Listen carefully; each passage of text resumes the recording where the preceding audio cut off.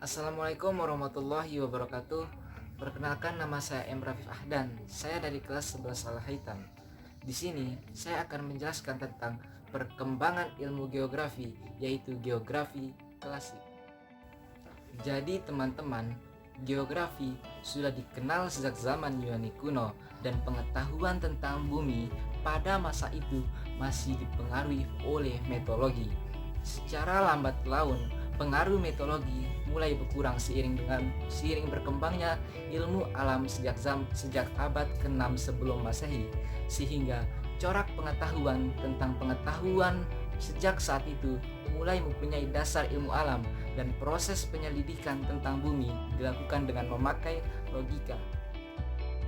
Jadi, kedudukan geografi sebagai ilmu pengetahuan dan objeknya masih dipertentangkan oleh para ahli sampai abad ke-19.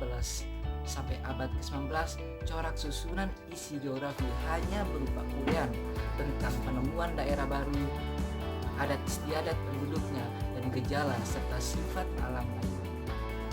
Dan juga teman-teman, pengumpulan bahan-bahan tersebut masih diarahkan pencarian hubungan antara satu dengan yang lainnya, serta mencari mengapa terjadinya hubungan tersebut, serta diuraikan secara deskriptif. Pada masa sebelum Masehi, pandangan dan paham geografi dipengaruhi oleh paham filsafat dan sejarah. Uraian geografi bersifat sejarah, sedangkan uraian sejarah bersifat geografi. Selain itu juga, pada masa ini muncul lukisan tentang pembuatan peta bumi dan lukisan tentang geografi daerah tertentu. Hal ini menunjukkan bahwa geografi pada masa ini juga bersifat matematis. Pada awalnya, ruang di muka bumi banyak dikemukakan oleh para pelancong. Selain menggambarkan kejadian historis yang dialami oleh mereka, juga diuraikan gejala serta ciri alam dan manusia penghuninya. Para pelancong terutama menguraikan pengalaman mereka ketika menemukan daerah baru yang berbeda dengan tempat asal mereka. Jadi teman-teman, ada juga tokoh-tokoh yang berperan dalam geografi klasik, yaitu Anaximandros, Thales, Homerus, Herodotus, Pytheas, Eratosthenes, Strabo, dan Claudius Ptolemaeus.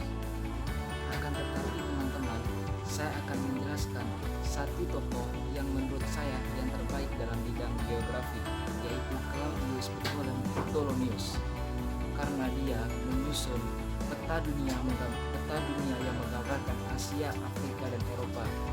Tidak hanya peta, Ptolemaeus juga menulis buku tentang pengetahuan bumi dan bangsa-bangsa dunia yang berjudul Geographis Haepiditis yang berjumlah 8 jilid.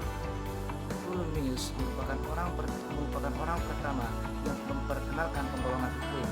Dia membagi permukaan bumi menjadi 24 zona iklim berdasarkan lamanya hari yang terpanjang yang dialami dan khatulistiwa sampai kutub. Jadi, bisa kita ketahui teman-teman, ilmuwan pada saat itu menyadari dan mengemukakan pentingnya geografi bagi kehidupan manusia. Hanya ini saja yang bisa saya jelaskan tentang pengembangan ilmu geografi. Jika ada pertanyaan yang perlu ditanyakan, bisa melalui WhatsApp saya dan Instagram saya, itu Rafif Ahdan. Thank you. Wassalamualaikum warahmatullahi wabarakatuh.